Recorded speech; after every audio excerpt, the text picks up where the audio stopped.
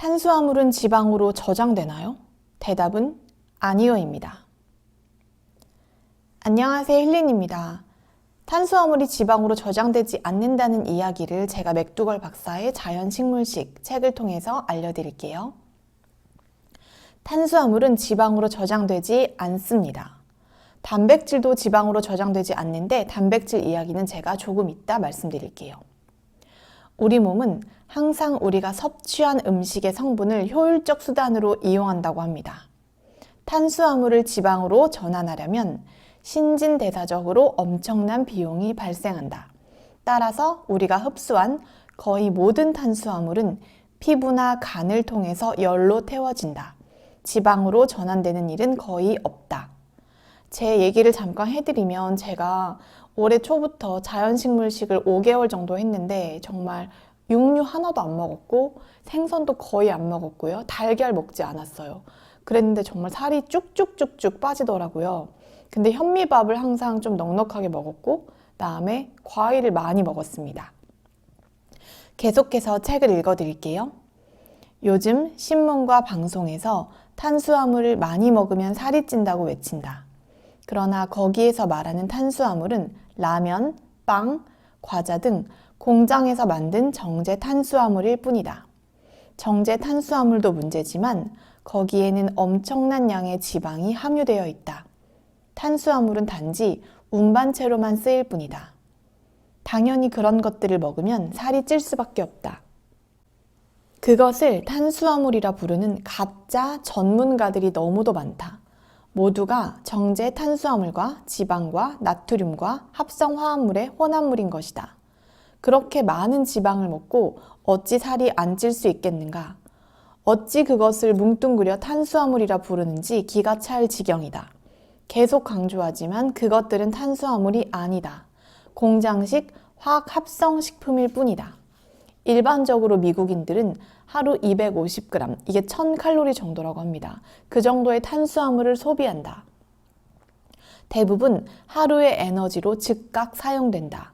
섭취한 탄수화물이 남을 경우에는 글리코겐이라 불리는 긴 사슬 모양의 연료 형태로 간과 신장과 근육에 저장된다. 탄수화물을 먹는다고 몸무게가 늘어나는 일은 거의 없다. 글리코겐 형태로 저장되는 탄수화물은 많아봐야 2000에서 4000 칼로리로 0.5에서 1kg에 불과하다. 몸무게와 거의 상관없다는 말이다. 간이나 근육에 보이지 않게 저장되는 탄수화물 때문에 외모가 바뀌지 않는다는 뜻이다. 자연식물식을 하게 되면 85% 정도의 칼로리가 탄수화물에서 나온다. 아주 활동적인 남자가 이 정도의 탄수화물을 지방으로 전환시키려면 5000칼로리를 소비해야 한다. 무슨 말인가 하면 쌀밥 25공기, 큰 감자 35개를 먹어야만 만들어낼 수 있는 지방이란 뜻이다. 며칠 동안이라도 그렇게 먹을 수 있는 대식가는 아마도 없을 것이다. 이것만은 확실하게 해두자. 탄수화물, 여기서 말하는 탄수화물은 과일, 채소, 현미, 고구마 같은 것에서 나오는 탄수화물을 말합니다. 이런 탄수화물은 체중을 불리지 않는다. 지방을 먹으면 몸에 그대로 지방으로 쌓인다. 지방을 피해서 먹는 것만이 지금 쪄있는 살을 빨리 태워 없애는 지름길임이 분명해졌다.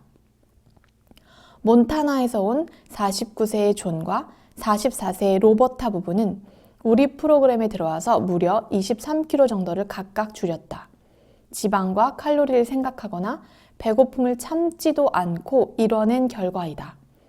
워싱턴에 사는 언니가 선생님이 TV에 나온 걸 보고서 책을 읽은 다음 저한테 연락을 했어요. 저도 책을 사서 읽고 둘이 모두 자연식물식을 시작했죠. 남편인 존은 콜레스테롤 수치가 100까지 떨어졌습니다.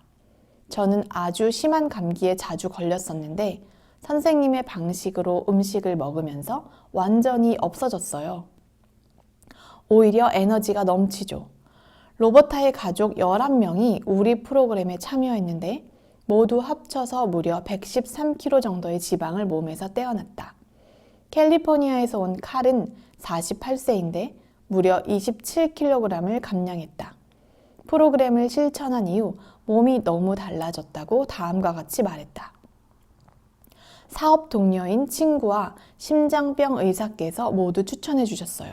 시작할 때만 해도 126kg이었는데 지금은 99kg으로 줄었어요. 4달 만에 생긴 변화입니다. 전혀 배고프지 않아요. 5kg에서 10kg 정도 더 줄이고 싶어요. 이런 방식으로 먹는다면 당연히 줄겠죠. 콜레스테롤도 267에서 173으로 떨어졌고요. 당뇨도 없어졌어요. 혈압약은 진작에 치워버렸고요.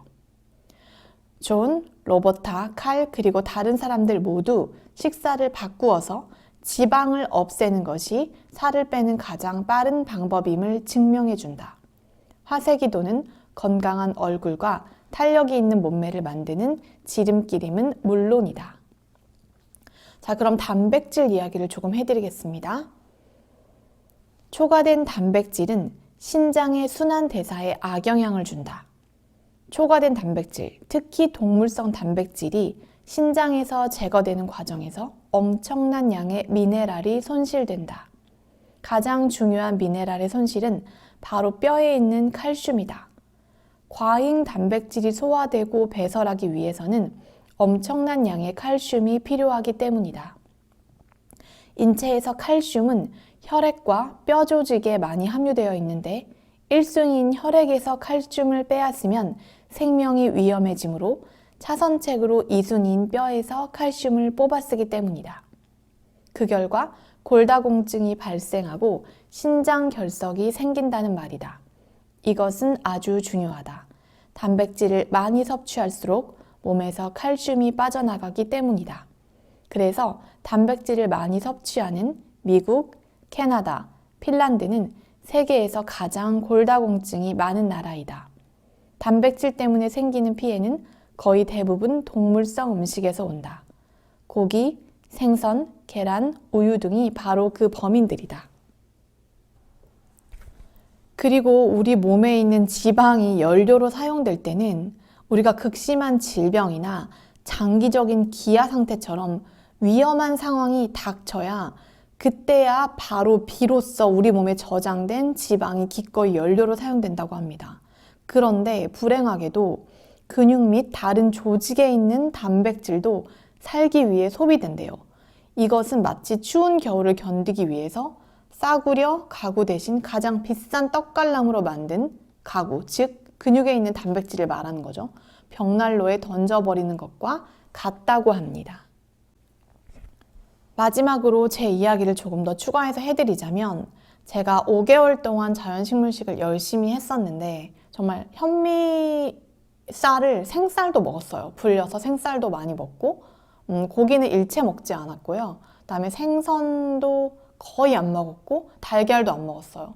그렇게 해서 완벽하진 않지만 자연식물식을 5개월 정도 했을 때 처음 한두 달은 살이 빠지는가 싶었어요. 거의 많은 변화가 없었어요. 왜냐면 저는 살이 많이 찌지 않은 상태였기 때문에. 그런데 제가 그렇게 운동을 한 10년 가까이 열심히 했음에도 도달하지 못했던 몸무게, 물론 근육의 무게도 있었겠지만 그런 몸무게가 한 자연식물식을 5개월 정도 하니까 제가 20대 때 정말 최저점을 찍었던 몸무게, 그 몸무게를 10년 만에 달성을 한 거죠. 10년도 더 전의 이야기입니다. 20대 초반의 그런 몸무게였으니까. 그래서 자연식물식을 하면 정말 살이 이렇게 쭉쭉쭉쭉 빠지는구나. 일정 기간이 지나면 그런 걸 느꼈고요. 그다음에 제가 다시 말씀드리지만 수면의 질이 굉장히 좋아졌습니다. 네, 정말 푹 자는 그런 상태가 되었습니다. 여러분들도 자연식물식을 꼭 못하더라도 식물식 위주의 식사를 하시게 되면 아마 굉장히 몸무게가 많이 빠지실 거고요. 저는 지금은 어쩔 수 없이 활동량이 굉장히 많아진 상태라 고기 이런 게 좀 땡겨요. 그래서 그럴 때마다 조금씩 먹고 있습니다. 자, 오늘도 그러면 건강한 하루 보내시기를 바랍니다. 감사합니다.